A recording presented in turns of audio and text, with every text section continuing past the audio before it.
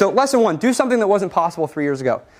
Pretty much if you're looking at a business opportunity that you could have done 5 or 10 years ago, it might be too late, or it might not be different enough to make a lot of people care. And that's ultimately what it takes to kind of scale. And so look for new technologies that are enabling your solution, right? Box wasn't possible in 2000. It wasn't possible to scale up in 2000. The enabling technology was cheaper storage, better browsers, more connected devices, more really kind of faster internet.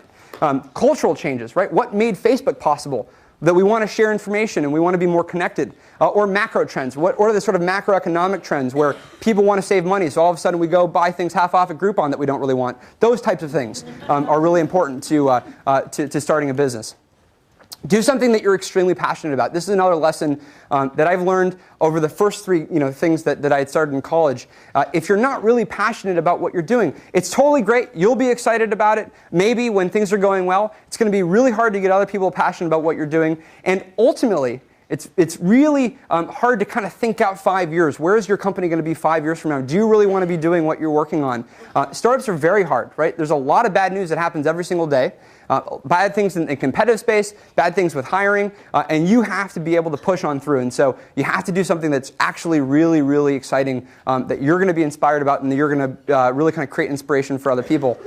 Don't compromise. As I was mentioning earlier, one of the coolest things about starting your own company is you get to make a lot of decisions, right? You don't have to, you don't actually have to compromise or sacrifice on a lot of things. You don't have to sacrifice on who you work with. You don't have to compromise on how you're going to do your marketing or how you're going to build your technology. So we think about things in terms of bests. What's the best team that we can build to solve this problem? What's the best technology we can produce to solve this problem? What's the best way we can talk about this and communicate it with our public relations? How can we do the best marketing? So ultimately, this is all in your control. You get to make these decisions, and it's a really exciting opportunity when you do. And lesson 4 is sort of, if you feel comfortable, you're probably not doing it right. I mean, there's a lot of hard decisions that go into business. Who you're going to work with, how you're going to compete, what's the strategy, are you going to raise money, are you going to leave school? And so you're going to have to go well beyond your comfort zone. There's a lot of decisions that aren't going to be very easy to make, and that's actually a good sign.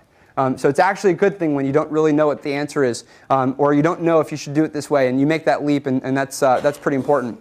And also, finally, don't write your obituary too early. This is a mistake that we've made a handful of times, and fortunately, we didn't do it in such a way that we couldn't work our way out of, but we've been extremely competitive with Google and Microsoft and EMC and these other larger companies who normally we shouldn't be afraid of. And the venture capitalists are often afraid of these guys. So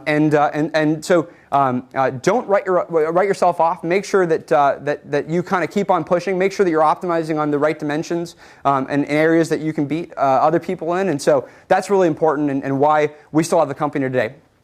And if it turns out that these 5 lessons don't work for you, we're actually hiring. So we are really excited by people that start their own companies, but we're also excited by people who are passionate about learning in companies that are quickly growing and want to be a part of that. And I think while I do push heavily on starting companies, getting out there and trying things, there's as much value in going to startups right now and learning for yourself how companies are being built, because maybe it's 2 years later that you start that company, but at least being in the environment and learning kind of firsthand with what goes on is extremely helpful. And I think both routes are incredibly important.